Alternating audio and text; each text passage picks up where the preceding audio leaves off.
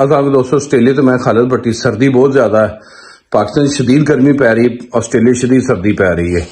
इतवार की सुबह वे घरों जा रहा मैं, सब्जी लैनी है, ज़्यादातर फल लैना जिदा जूस बनाई दा हुंदा, यानी कि किन्नू माल्टे, सेब और बस इस किस्म की चीज़ां लैनियां ने मेनली, तो तुम लैके चलते हैं।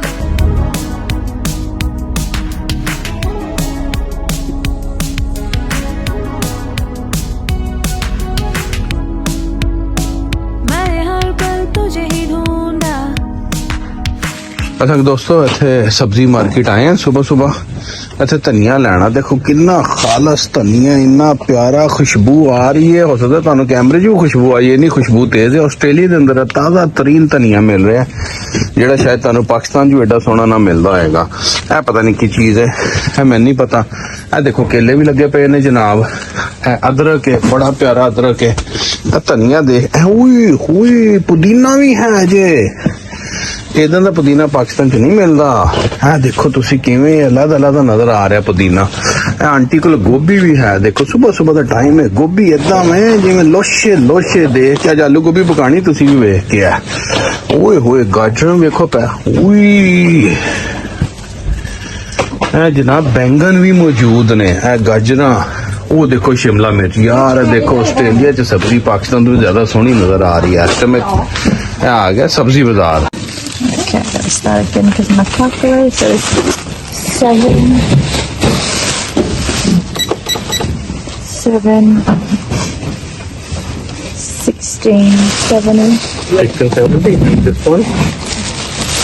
Just put this on the scale as well, and how much I have to just 1670 plus 19.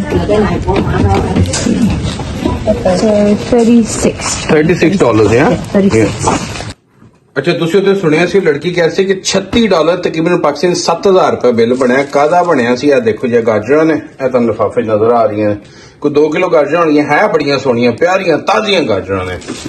सेब ने जनाब रॉयल गाला, बहुत अच्छे सेब ने, और यह भी तकरीबन 2 किलो ही होंगे, दो चीज़ा। और यह जनाब है माल्टे ने, किन्नू माल्टे, मेरा ख्याल है भी शायद कोई 2 किलो होंगे या 2.5 किलो।